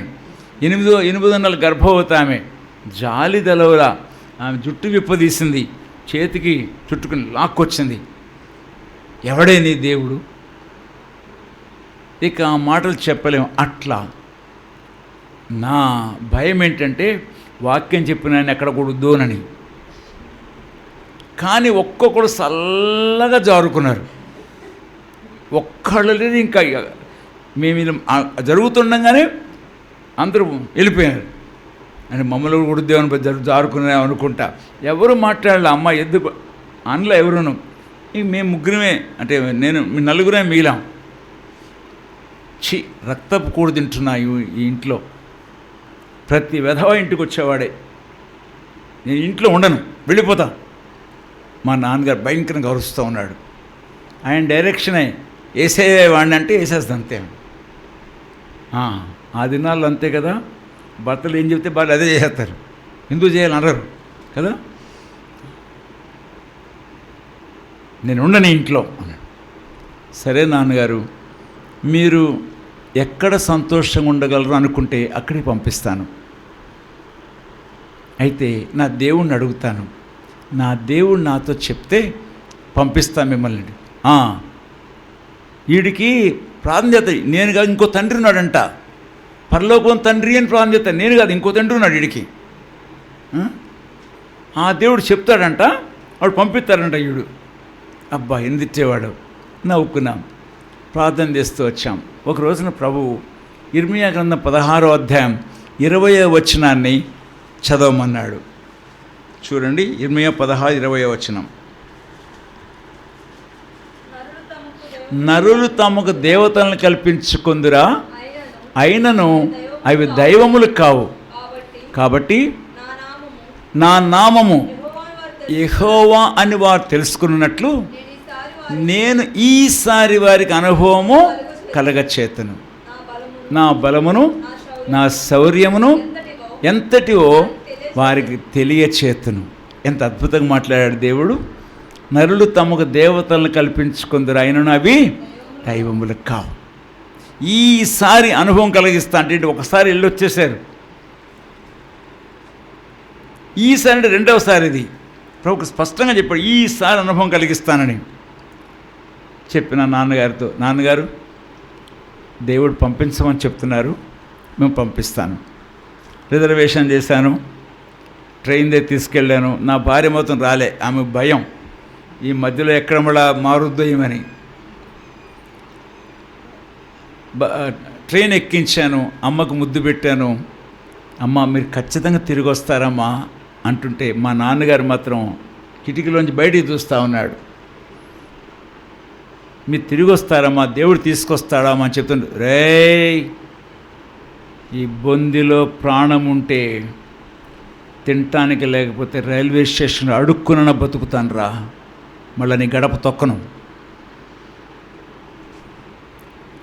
ట్రైన్ కదిలింది, అటు తిరిగిపోయాడు. అసలు నా వైపు చూడడానికి ఇష్టపడలేదు మా నాన్నగారు. ఈమె మాత్రం ఏడుస్తోంది, ఎంతైనా అమ్మ కదా ఏడుస్తూ ఉంది. వెళ్ళిపోయింది. 2 సంవత్సరాలు గడిచిందండి. వీళ్ళు ఎక్కడున్నారో నాకు తెలియదు యాక్చువల్లీ. అంటే అక్కడున్న ఆస్తి అమ్మేస్తే వీళ్ళు నా దగ్గర రాలే. ఇప్పుడు అదే ఊరు వెళ్ళారు, కానీ ఎక్కడున్నారో తెలియదు నాకు. కానీ ప్రతి నెల మేమిద్దరం ఉద్యోగాలు చేసేవాళ్ళం కనుక మా జీతాలు తెచ్చి దేవుని ముందు పెట్టి దేవుని భాగం దేవునికి తీసి వారి కోసం ప్రత్యేకంగా తీసి ప్రతి నెల పంపేసేవాడిని. నేను కొడుకుని కాబట్టి నేను నా బాధ్యత నెరవేర్చాలి. కానీ నేను ఉత్తరం రాసేవాడిని కాదు. నాన్నగారు బాగున్నారా, అమ్మ బాగుందా, అస్సలు రాసేవాడిని కాదు. ఆయన కొడుకునేగా, ఆయన ఎంత ముండోడు అంతకంటే ముండోడు నేను. పోనీ ఆయనైనా సరే డబ్బులు ముట్టినాయరా, పిల్లలు బాగున్నారా, అస్సలు రాయడు. సందేహం పెట్టి డబ్బులు తీసుకుంటాడు అంతే. 2 సంవత్సరాల మా మధ్య మాటలు లేవు, డబ్బులు మాత్రం వెళ్ళేవి, రసీదు నాకు వచ్చేది అంతవరకే. ఒకరోజు లెటర్ వచ్చింది. నా భార్య 4:30కు నేను డ్యూటీ నుంచి వచ్చేసరికి అది పట్టుకుని వణుకుతో నిలబడింది. ఏమ్మా అంటే, నాన్నగారు లెటర్ రాశారండి అంది. నాన్న లెటర్ రాశారా? 2 సంవత్సరాల తర్వాత. గోవా ఇప్పి చూస్తే అందులో ఏం రాస్తుంటే, నందం సూర్యనారాయణ సత్యనారాయణకు వ్రాయినది. నిన్ను 9 నెలల్లో మోసి కనిన నీ తల్లి అవసాన దశలో ఉంది, హాస్పిటల్లో ఉంది, నిన్ను చూడాలని కోరుకుంటోంది, నేను కాదు మీ అమ్మ రాయమంది. ఇట్లు నందం సూర్యనారాయణ. That's all. కొడుకని కానీ తండ్రిని కానీ బంధం అక్కడ అస్సలు లేదు. చాలా ఏడుపు వచ్చింది. అయ్యో అమ్మ చనిపోద్దంట. నాన్నగారు అట్లా ఊర్లమ్మట హరికథలు చెప్పుకుంటూ తిరుగుతుంటే నన్ను చూసింది మా అమ్మే, నన్ను పెంచింది మా అమ్మ, ఆమె చనిపోద్దని ఏడుపు ఆగలే నాకు. కానీ ఏం చేయాలి ఇప్పుడు? నేను వెళ్ళనా? డబ్బు నాకు కుదవలేదు, సాయంత్రం ట్రైన్ కూడా రెడీగా ఉంటుంది. కానీ దేవుడు ఏం చెప్పారు? నేను వారికి అనుభవం కలిగిస్తా అన్నారు కదా. వెంటనే మందిరానికి పారిపోయినా, సాగిలపడి సండే స్కూల్ సాగిలపడి ఏడ్చాను. ప్రభు అని తట్టుకోలేకపోతున్నా, అమ్మ చనిపోతుందంట, ఇంకొక్కసారి మాట్లాడినాయన, నన్ను బలపరుచున్నాయన అని ఏడ్చాను ప్రభు దగ్గర. వెంటనే ప్రభు వాక్యం నా దగ్గరకు వచ్చింది. జకరియా గ్రంథం 9వ అధ్యాయం 11వ వచనం చదువు అని. చూడండి, జకరియా 9:11 చూడండి. మరియు నీవు చేసిన నిబంధన రక్తమును బట్టి తాము పడిన నీరు లేని గోతిలో నుండి చెరపట్టబడిన నీ వారిని నేను విడిపించదు. ఏమన్నాడండి? ఏమన్నాడు? ఎక్కడ పడ్డారంట వీళ్ళు? నీళ్ళు లేని గోతిలో పడ్డారంట. నేను విడిపిస్తాను. చదవము, తర్వాత చదవమ్మా. బంధకముల్లో పడి ఉండి నిరీక్షణ గల వారులారా మీ కోటను మరలా ప్రవేశించడి, 2 మేలు మీకు. అంటే లోపలికి వెళ్ళమన్నాడా, బయటికి వెళ్ళమన్నాడా? కోటలో అంటే బయటికి వెళ్ళొద్దు, వెళ్ళొద్దు అని దేవుడు స్పష్టంగా చెప్తా ఉన్నాడు. కాబట్టి ఒక వాగ్దానం ఇచ్చాడు. ఏంటి? 2 మేలు చేస్తా నీకు అన్నాడు. నేను విడిపిస్తానని చెప్పాడు. నాకేం భయం? చెప్పింది ఎవరు? దేవుడు. నేను వెళ్ళి బతికించుకోవాలి నా అమ్మనేమన్నా. వెంటనే సంతోషంతో మరుసటి రోజు కొంచెం ఎక్కువ డబ్బుని టీఎంఓ చేసేస్తాను, టెలిగ్రామ్ అన్నట్టు చేసేస్తాను, కాముకున్నా. లెటర్ రాయలే. ఎంఓ ఫామ్ మీద మెసేజ్ ఉంటుంది మొత్తం అది కూడా రాయలే నేను. నాన్నగారు అమ్మ జాగ్రత్త ఏం రాయలే నేను. మొండోని కదా, మొండి టు ద పవర్ ఆఫ్ మొండి నా పేరు కదా. మా బాబు పుట్టిన 3వ రోజు ఆ రాత్రి ఆమెను హాస్పిటల్కి తీసుకొచ్చాను నేను. ఉదయాన్నే నేను కాఫీ పెడదామని వంటగదిలోకి వెళ్ళినా తిన్నగా వీధి కనపడుతుంది. వీధిలో అప్పుడు ట్యాక్సీలు నల్లగా ఉండేవి. అప్పుడు ఓ ట్యాక్సీ ఆగింది. తెల్లవారుజాము 5 గంటలకే ట్యాక్సీ ఆగింది. ఇదేంటి ట్యాక్సీ వచ్చింది ఉదయాన్నే అనుకుంటుంటే ఈ తలుపు తీసుకొని మా అమ్మ దిగుతోంది. ఆ తలుపు తీసి మా నాన్నగారు దిగుతున్నారు. ఒక్కసారి కళ్ళము నీళ్ళు వచ్చేసాయి. ఏమే అమ్మా నాన్న వచ్చారే అనగానే ఇక్కడ చూడు నేను మునిగిపోతాను. వచ్చి బాబోయ్ నువ్వు భయపడొద్దమ్మా, దేవుడు ఏం చేశాడో చూద్దాం. వారు దేవుని చేతే తీసుకురాబడ్డారా, వారికే వాళ్ళు వచ్చారో తెలియాలి మనకి. ఇప్పుడు భయపడొద్దు అని చాపేసేసి మేము మోకాళ్ళు వేస్తాం. ఎదురెళ్ళలేదు, సామాన్ దింపలేదు, అమ్మను ముద్దు పెట్టుకోలేదు. వెంటనే మోకాళ్ళు వేసాం. ప్రార్థన చేస్తున్నా, ప్రభువా నీవిచ్చిన వాగ్దానం చొప్పున నా ప్రియులను తీసుకొచ్చావా, లేక వాళ్ళకే వాళ్ళు వచ్చారా తెలియచెప్పు నాయనా అని ప్రార్థన చేస్తా ఉన్నా. నా ప్రార్థన ముగిసిందో లేదో నా తల్లి పెద్ద శబ్దంతో యేసు ప్రభువా నీకు స్తోత్రము నాయనా, నువ్వు ఎంత మంచి దేవుడు నాయనా అంటూ గట్టిగా ఆరాధిస్తూ ఉంది. ఈ పాడు చేతులతో నా పిల్లల్ని కొట్టి బాధించాను, కానీ నువ్వు జీవంగా దేవుడు అని నిరూపించుకున్నాను ఆయన నన్ను అంటూ గట్టిగా ఏడుస్తూ ప్రార్థన చేస్తూ ఉంది. ఇక మా సంతోషం గట్టిగా లేసి అమ్మని కౌగలించుకున్నాం. కళ్ళ ఏడుపు మాకు. మా నాన్నగారు బయట తిరుగుతున్నాడు వరండాలు అటు ఇటు. రండి మొక్కాళ్ళేయండి అంటుంది ఇప్పుడు ఆయన్ని. నిన్ను తెగ్గోయ్యో వాళ్ళలో కలిసిపోయావు నువ్వు అంటున్నాడు. మా అమ్మ ప్రభువుని వెంటనే మద్రాస్ కాన్వకేషన్ తీసుకెళ్ళాను. అమ్మ బాప్తిస్తం తీసుకుంది. మా నాన్నగారు ఒక రోజున నా భార్యని పిలిచి అంటున్నాడు, అమ్మాయి నాకేదో స్వరం వినబడుతోందమ్మా, బైబిల్ తీసి ఆ వాక్యం చదువమ్మా అంటున్నాడు. మత్తయి సువార్త 2వ అధ్యాయం 11వ వచనం నాకు స్వరం వినబడుతుంది. మత్తయి 2:11 స్వరం వినబడుతోందమ్మా, చదువమ్మా అంటున్నాడు. వారు ఆ నక్షత్రమును చూచి అత్యానంద భరితులై ఇంటిలోనికి వచ్చి తల్లి అయిన మరియను ఆ శిశువును చూచి సాగిలపడి ఆయన్ని పూజించి తమ పెట్టెలు విప్పి బంగారమును సాంబ్రాణిని బోళమును కానుకలుగా ఆయనకు సమర్పించిరి. ఎవరు? జ్ఞానులు. ఈయనెవరు? జ్ఞాని. ఈ లోకంలో అంతా మంచి పాండిత్యానికి వెళ్ళిన జ్ఞాని ఈయన కదా. వాళ్ళు ఏం చేశారంట? ఆ వాక్యం చదవటమే కళ్ళు మూసుకొని కన్నీరు కారుస్తూ ఆరాధించాడు అంటున్నాడు. ఆయన శిష్యులు చూడటానికి వచ్చారు. ఆయన బాలేని చూడటానికి ఆయన శిష్యులు వచ్చారు. అరే వాళ్ళని రావద్దని చెప్పరా, నాకు తెలియని దానిని నమ్మాను, దాన్ని వాళ్ళకు బోధించాను, నేను మోసపోయాను, వారిని మోసం చేశాను, కనుక వాళ్ళు నా దగ్గర రావద్దని చెప్పరా అని ఏమంటున్నాడు ఆయన? నాకు తెలియని దానిని నమ్మాను, దాన్నే బోధించాను, నేను మోసపోయాను, వాళ్ళని మోసం చేశాను, నా దగ్గర రావద్దని చెప్పరా అని నవ్వుతూ పోయి చెప్పిన నాన్నగారు మేము రావద్దని ఇలా అంటున్నాడు. మార్చేసావు మీ నాన్ననైతే, నువ్వు మార్చేసావు.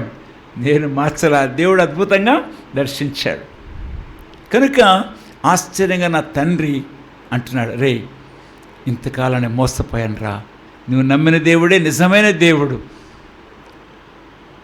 మార్టిన్ గారి ఇంటికి వస్తే, దేవుని సేవకుడి ఇంటికి వస్తే ఎవడు రావాడు? బయటకు వచ్చామను ప్రతి గాడిద ఇంట్లోకి వచ్చేవాడాను. అంత పెద్ద సేవకుడిని భయంకరంగా తిట్టేవాడు. ఇప్పుడు ఈయన కొంచెం అనారోగ్యం వచ్చింది. నర్సీపట్నం వచ్చారు మార్టిన్ గారు, వెళ్ళి మీటింగులకి. అక్కడ దేవుడు ఆయనతో మాట్లాడాడని మీటింగులు చూడకుండా వెనక్కి వచ్చేసాడు. 3 రోజుల మీటింగ్ క్యాన్సిల్ చేసి వెనక్కి వచ్చేసాడు. వైజాగ్ వచ్చేసరి ఎవరికో బాగలేదని దేవుడు చెప్తున్నాడు రా, నాకెవరు అత్యంత ప్రియులంట, ఎవరు రా అని అడుగుతున్న పిల్లల్ని. డాడీ స్టీవెన్ అన్నాడు నాన్నగారి బాగాలేదు, అది పదండ్రా వెళ్దామని హుటాహుడిని హాస్పిటల్కి వచ్చాడు ఆయన. ఇప్పుడు ఏమంటాడు ఈయన? ఏమనేవాడు ఒకప్పుడు, ఇప్పుడు ఏమంటాడో చూడాలి కదా. నాన్నగారు ఎవరు వచ్చారో చూడండి అని అటువైపు తిరిగి పండుకున్నాడు మంచం మీద.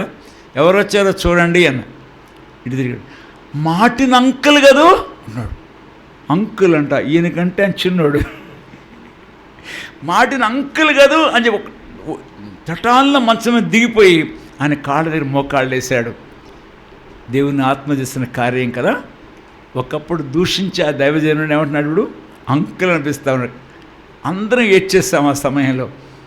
అన్న కూడా ఏడ్చేశాడు. ప్రభు అద్భుత కార్యం చేశాడు, ఈయన నా సహోదరుడు. తర్వాత కొద్ది రోజులకి ప్రభు ఆయన తీసేసుకున్నాడు. అప్పుడు ఆయన అంటున్నారు, ఈయన నా సహోదరుడు, ఈయనకి ఇప్పుడు నేను దావీద్ అని పేరు పెడుతున్నాను, డేవిడ్ అని పేరు పెడుతున్నాను. ఎప్పుడు? చనిపోయిన తర్వాత బాడీని సమాధిలో పెట్టే ముందన్నాడు, నేను నీ పాత పేరుతో పిలవను, ఆయన పేరు డేవిడ్ అని పిలుస్తున్నా అంటున్నాడు. చనిపోయిన శవానికి పేరు పెడుతున్నాడు ఏమని, డేవిడ్ అని. నా సహోదరుడు ఎన్ని తిట్లు తిన్నాడో, ఎంత ప్రార్థన చేశాడో, ఆ ప్రార్థన ఫలితం. నా తండ్రి కూడా ప్రభువుని నమ్ముకున్నాడు, ఎంతో సంతోషంగా దేవుని దగ్గరికి వెళ్ళాడు. కనుక నా తల్లిదండ్రులు కూడా ప్రభువుని అంగీకరించి దేవునితో ఆనందిస్తూ వచ్చారు. అలాగే నాకు దేవుడిచ్చిన 5 పిల్లలు వాళ్ళ 14వ సంవత్సరంలోనే యేసు ప్రభువుని వారు రక్షకునిగా అంగీకరించారు. 4 పూర్తి సేవకులు. ఒక కుమార్తె ఒంగోలులో సేవ చేస్తోంది, తన భర్త ఎపఫ్రా హెబ్రోన్లో కూడా వాక్యం చెప్తూ ఉంటాడు. 2వ పెద్ద కుమార్తె మంగళగిరిలో ఉంది, అల్లుడు ప్రసన్న కుమార్.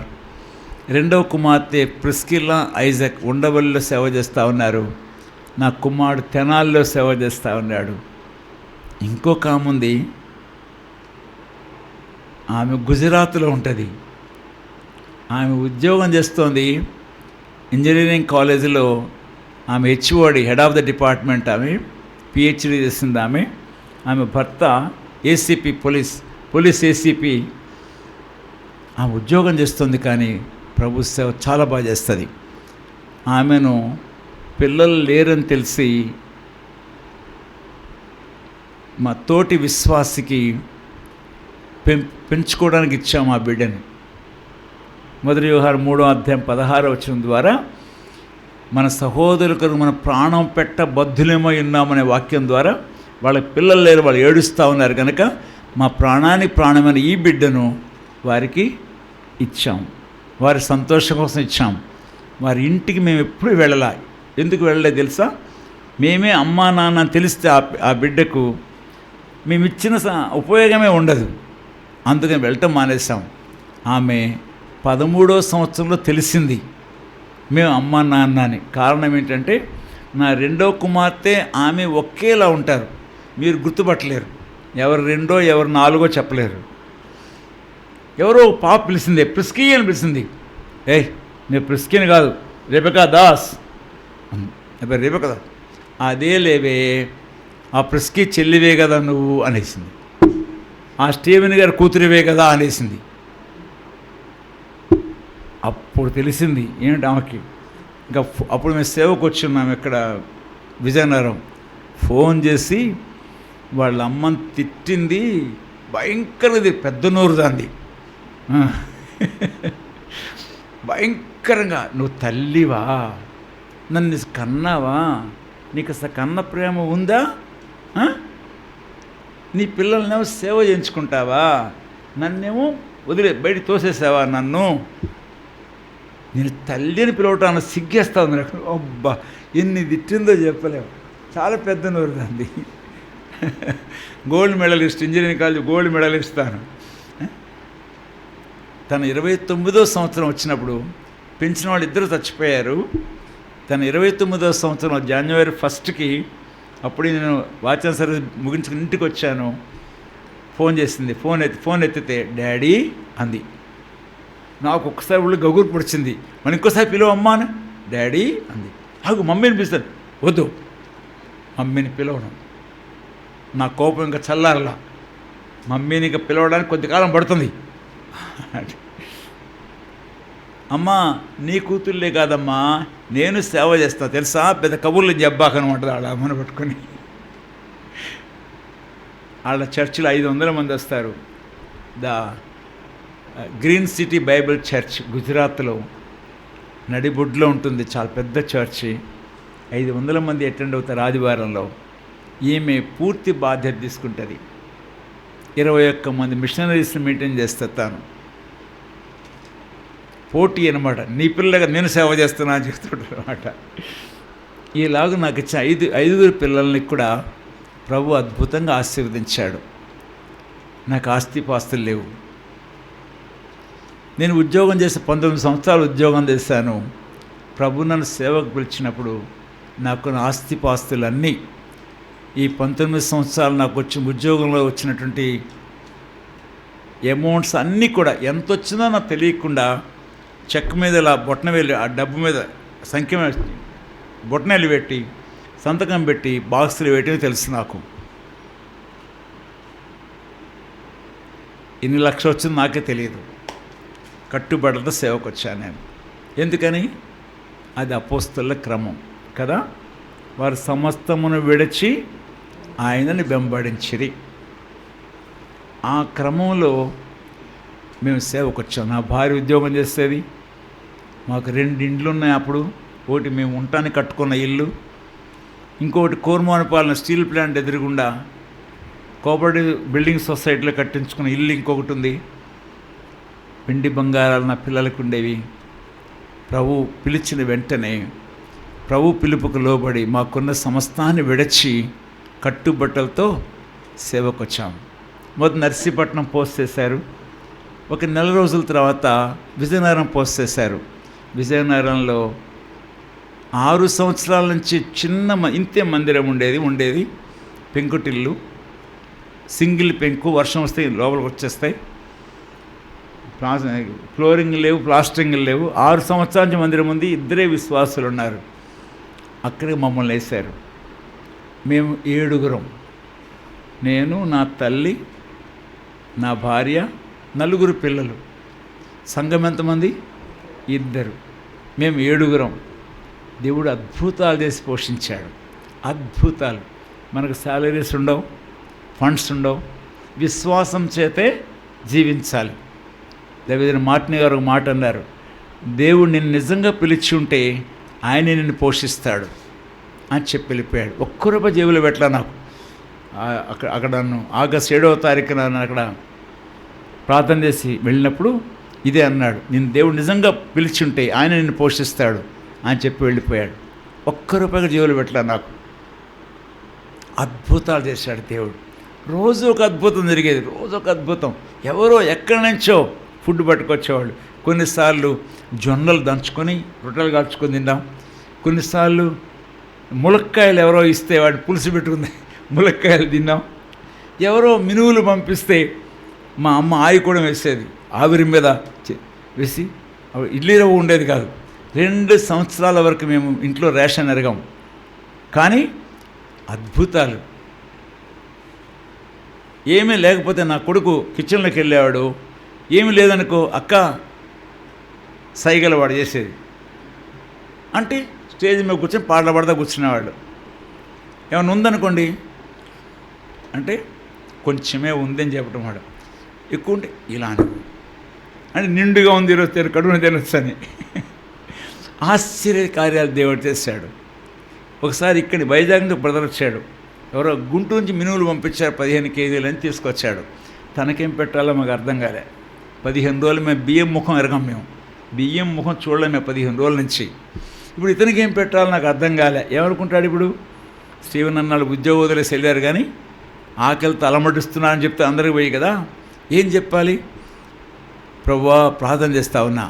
ఈలోపు ఒక సహోదరి ఒక డిష్లో అన్నం పెట్టుకొని కోడి కూర వేసుకొని చెంగు మూతేసి తీసుకొచ్చింది. ఏమండి, సలోమి ఆపేసారు. సలోమి డిష్లో అన్నం కూర పట్టుకొచ్చిందండి. అమ్మ ఎంత సంతోషం, ప్రభు కార్యం ఇది పెట్టే అతనికని చక్కగా కోడి కూరతో భోజనం చేసి, దేవుడు ఎంత గొప్పోడు స్టీవెన్ అని ప్రతిరోజు కోడి కూరతోనే పోషిస్తున్నాడు. అలాగే దేవుడు ఎక్కడ అవమానపరచకుండా అద్భుతంగా ఆదుకుంటూ వచ్చాడు. ఆశ్చర్యం ఏంటంటే, దేవుడు 7 సంవత్సరాలు లేక 10 సంవత్సరాలు పనిచేస్తాను నేను. 7 సంఘాలు దేవుడిచ్చాడు నాకు. అన్నీ ఫుల్ ప్లేసెస్ మందిరాలు కట్టేశాను. ఇక్కడ విజయనగరం కూడా అన్ని సౌకర్యాలతో ఓవర్ హెడ్ ట్యాంక్తో సహా మందిరం కట్టాను. ఊరు సువాత చేసేవాళ్ళం. దేవుడు ఆ విధంగా అనేక మంది అన్నజనుల రక్షణలో తీసుకొచ్చాడు. 7 సంఘాలు అద్భుతంగా ఉన్నాయి. ఆ తర్వాత 2000 సంవత్సరంలో మాకు అరకు వ్యాలీ ట్రాన్స్ఫర్ అయింది. అక్కడేమో విత్తి కోసుకున్నాం, ఇక్కడేమో సమస్యలోకి వచ్చాం. 7 సంవత్సరాలు భయంకరంగా బాధ పెట్టబడ్డాం. దేవుడు ఆ తర్వాత బయటికి తెచ్చాడు. ఈ రోజున దేవుడు ఆశ్చర్యంగా ఆశీర్వదిస్తూ వస్తున్నాడు. కనుక దేవుని కార్యాలు ఎంతో గొప్పవి. వాటిని మనం విచారించి తెలుసుకున్నట్లయితే అవి ఆశ్చర్యం గొలుపుతాయి. కనుక నేను 50 సంవత్సరాలని ప్రభువుని నమ్ముకొని, ఈ సంవత్సరానికి 50 పూర్తయింది. 75వ సంవత్సరం ఫిబ్రవరి 14వ తారీఖున ప్రభువుని నమ్ముకున్నాను నేను. మన ఫిబ్రవరి 14 50 పూర్తి అయిపోయినాయి. 51వ సంవత్సరం వచ్చేది నాకు. ఎన్ని అద్భుతాలు దేవుడు చేశాడో, ఎన్ని ఆశ్చర్యకార్యాలు చేశాడో, చెప్పతరం కాని రీతిలో ఆయన కార్యాలు చేశాడు. ఆ కార్యాలు చూసి నా పిల్లలు సేవకు వచ్చారు. బలవంతంగా కాదు. నా పాప 8వ తరగతి నేను సేవకు వచ్చినప్పుడు, పెద్ద పాప 8వ తరగతి, రెండో పాప 6, బాబు 4, ఇంకో పాప 2. అంటే ఆ రెబికా తర్వాత ఇంకో పాపను దేవుడు మాకు ఇచ్చాడు. నింద లేకుండా. మన విశ్వాసులు మంచివాళ్ళు కదా. శివునన్ను పెంచలేక ఇచ్చేసాడని చెప్పేవాడు. మీరు పెంచలేక, నా 2 ఉద్యోగాలు మాకు ఆస్తి మేము పెంచలేకపోవడం ఏమిటి? ఆ నింద పోగొట్టడానికి దేవుడు మరొక బిడ్డను మాకు ఇచ్చాడు. కనుక ఆశ్చర్యంగా దేవుడు మన బిడ్డల్ని కూడా రక్షణలో తెచ్చాడు. సేవ సమర్పించుకున్నారు. నాకంటే పెద్ద సంఘాలు నా పిల్లలవి. అద్భుతంగా సేవ చేస్తూ ఉన్నారు వాళ్ళు. ఒంగోలులో ఉన్న ఎపఫ్రాక్ అయితే ఆదివారం 400 మందికి ఎక్కువ వస్తారు. వాళ్ళిద్దరూ అక్కడ ప్రయాసపడుతూ ఉన్నారు. ఉండవల్లి నా కూతురు ప్రిస్కి, మీరు యూట్యూబ్లో ప్రతి మంగళవారం సిస్టర్స్ మీటింగ్ వస్తుంది. 1.5 కోటి పెట్టి కట్టారు మందిరం. అది 1.5 కోటి మందిరం కట్టారు. పెద్ద పాప మిరియాం ప్రభుకురు బాగా ప్రయాసపడుతుంది. ప్రసన్న బాబు తెనాలిలో ఉన్నాడు. కనుక ప్రభువు నా కుటుంబాన్ని ఇంతగా ఆశీర్వదిస్తూ వచ్చాడు. ప్రభువులో ఉండే సంతోషం మరి దేనిలోనూ ఉండదు. కనుక ఈ రాత్రికాల సమయంలో మీ మధ్య దేవుడు నా జీవితంలో చేసిన కార్యాలు చెప్తూ వచ్చాను. దేవుడు నమ్మతగినవాడు, ఎప్పటికైనా విడిచిపెట్టడు. ఎవ్వరి దగ్గర నా చేయి చాచిన రుజువు లేదు. ఏనాడు నా అవసరం ఎవరికి చెప్పి ఉండలేదు. కానీ అద్భుతంగా దేవుడు తీరుస్తూ వచ్చాడు. ఈ రోజుకి నాకు ₹1 నాకు బ్యాంక్ బ్యాలెన్స్ లేదు. నాకు ఒక అకౌంట్ అంటూ లేదు. ఏదైనా ఉన్న అకౌంట్ మందిరాందే, నాకంటూ ఒక అకౌంట్ లేదు. ₹1 బ్యాంక్ బ్యాలెన్స్ నాకు లేదు. చిన్న మెత్తు బంగారం కానీ బెత్తన భూమి కానీ నాకు లేదు. కానీ నా దేవుడు ఐశ్వర్యవంతుడు. నన్ను ఎప్పుడూ తక్కువ చేయడు. ఒక కారు ఇచ్చాడు, ఒక వ్యాన్ ఇచ్చాడు. కనుక ఆయన నమ్మకత్వం ఎంతో గొప్పది. నాకున్న సంఘము కూడా చాలా మంచి ప్రజలు. నిజంగా గొర్రెలే నా ప్రజలు. అస్సలు నోరెత్తేవాళ్ళు కాదు. నాకు 5 సిస్టర్స్ బ్రాంచెస్ ఉన్నాయి అరకు వ్యాలీలో. నేను బయటకు వస్తే కూడా వారు చూసుకోగలిగేటువంటి సామర్థ్యత గల వాళ్ళు దేవుడిచ్చాడు. ఈలాగున నన్ను, నా జీవితాన్ని, నా కుటుంబ జీవితాన్ని దేవుడు ఆశీర్వదిస్తూ వచ్చాడు. ఎంతైనా ఆయన నమ్మతగినవాడు. యేసుక్రీస్తులో ఉండే ఈ అద్భుత కార్యాలను సత్యమును ఎరిగి తెలుసుకున్నప్పుడు మన హృదయాలంతా పరవశంతో నింపబడతాయి. ఆయన మాట్లాడే దేవుడు, ఆయన మనను పరిశుద్ధపరిచే దేవుడు, ఆయన పరలోకం కొరకు సిద్ధపరిచే దేవుడు. కనుక ఈ రాత్రికాల సమయంలో దగ్గర నుండి దూరం నుంచి ఈ మాటలు వినే మీకు మనవి చేసేది ఏంటంటే, ఎప్పటికీ కూడా వేరు విషయం మీద మనస్సు ఉంచొద్దు, కానీ మీ దృష్టి దేవుని మీదకే మరల్చండి. ఆయన వైపే నిమగ్నత చూపించండి. ఈరోజు మందిర ప్రతిష్ట కదా, మందిర ప్రతిష్ట అంటే ఏంటో చెప్పాలనుకున్నా, కానీ నాకు సమయం దొరకల. ప్రభువు ఈ విధంగా నడిపిస్తూ వచ్చాడు. కనుక మొదటిగా యెషయా 57:15 ప్రకారం దీన మనస్కులమైతే ప్రభు మనతో నివసిస్తాడు. అలాగుననే మనం ప్రభు మీద దృష్టి పెట్టే వాళ్ళమైతే, ఆయన మీదే మన గురి నిలిపే వాళ్ళమైతే ఆయన మనల్ని అద్భుతంగా నడిపిస్తాడు. మనం ఆయనకి అప్పగించుకుంటే మన బాధ్యత అంతా ఆయన చూస్తాడు. ఎప్పటికీ ఆయన నమ్మకత్వాన్ని శంకించ వీల్లేదు. మనం నమ్మదగని వారమైనను ఆయన నమ్మతగినవాడుగా ఉంటాడు. కనుక మన జీవితాలు ఆయనకు సమర్పించుకుందాం. రానున్న దినాల్లో మన జీవితాలు ఏం చేయకోరుతున్నాడో అందుకొరకై ఇష్టపూర్తిగా, ఇదిగో ప్రభు నేనున్నాను, నీ చిత్తానుసారంగా నన్ను నడిపించు అని ప్రభువుకు చెప్దాం. ఆ రీతిగా ప్రభు చేత నడిపించబడదాం, దీవించబడదాం. ప్రార్థన చేద్దాం.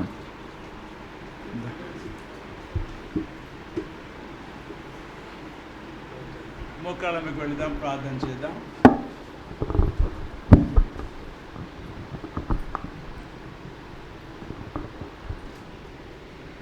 మీరు ఎక్కడున్నప్పటికి కూడా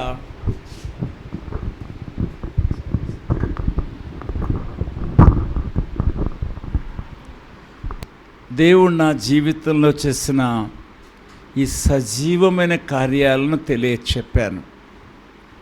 యేసుక్రీస్తు ప్రభు నిజమైన దేవుడు, నిత్య జీవము అయి ఉన్నాడు.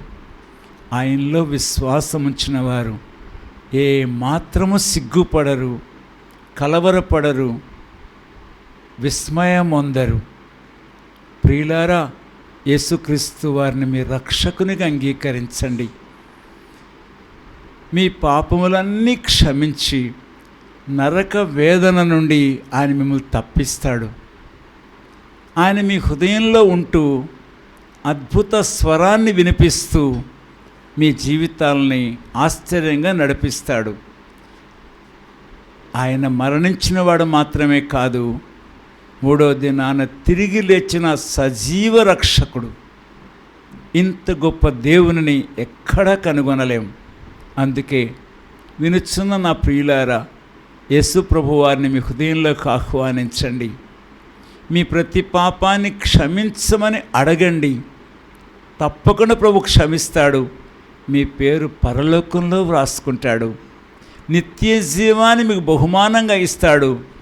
దేవుని కుమారులు, కుమార్తెలుగా దేవునితో చక్కని సహవాసం కలిగి జీవించగలరు. ఈ లోకంలో మీ జీవితాలు అద్భుతాలు దేవుడు చేస్తాడు. దానికి మిమ్మల్ని సాక్షులుగా ఉంచుకుంటాడు. ప్రార్థన చేయబోతున్నా. మీరు ఎక్కడున్నా సరే కళ్ళు మూసుకొని, యేసు ప్రభువా నా హృదయంలోనికి రండి, నా ప్రతి పాపమును క్షమించండి, నన్ను నీ బిడ్డగా చేసుకోనండి అని ప్రార్థించండి. ఇప్పుడే ప్రభు మీ హృదయంలో గొప్ప కార్యాన్ని చేస్తాడు. నన్ను క్షమించిన దేవుడు మిమ్మును క్షమిస్తాడు. నన్ను అంగీకరించిన దేవుడు మిమ్మును అంగీకరిస్తాడు, మిమ్మును ఆశీర్వదిస్తాడు. ప్రార్థన చేస్తాను. ప్రేమగల నాయన, పరిశుద్ధుడు ఒక తండ్రి, ఈ రాత్రికాల గడియలలో నీ సన్నిధిలో నా జీవితంలో చేసిన మీ అద్భుత ఆశ్చర్య కార్యములను ఈ ప్రియులకు వివరించే సమయం ఇచ్చారు. స్తోత్రాలు. ఇది సజీవంగా అనుభవిస్తున్న అనుభవాలు. ఇవి కేవలము కథలు కాదు, ఉపన్యాసములు కాదు, బోధలు కాదు. జీవితంలో అనుభవించిన అనుభవాన్ని ఈ ప్రియులు విన్నారు. ఈ సత్య అనుభవాలను వారు అంగీకరించి వారును ఈ అనుభవంలోకి రాగలిగేందుకు మిమ్మల్ని వారి రక్షకునిగా అంగీకరించే భాగ్యము దయచేయండి. ఈ ఆశీర్వాదములతో నింపండి. వచ్చిన వారందరిని బట్టి వందనాలు. నీ ఆశీర్వాదములతో తీసుకొని వెళ్ళండి.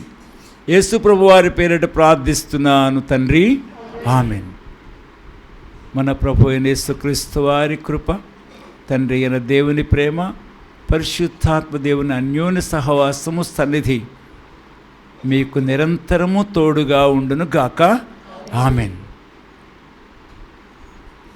ప్రభువా నీవే నమ్మకమైన సామర్థ్యుడవు, ప్రభువా నీవే నమ్మకమైన సామర్థ్యుడవు, ఎంతో గొప్ప అద్భుతమైన ప్రశాంతుడా దయాళుడా, ఎంతో గొప్ప అద్భుతమైన ప్రశాంతుడా దయాళుడా, ప్రభువా నీవే నమ్మకమైన సామర్థ్యుడవు, ప్రభువా నీవే నమ్మకమైన సామర్థ్యుడవు.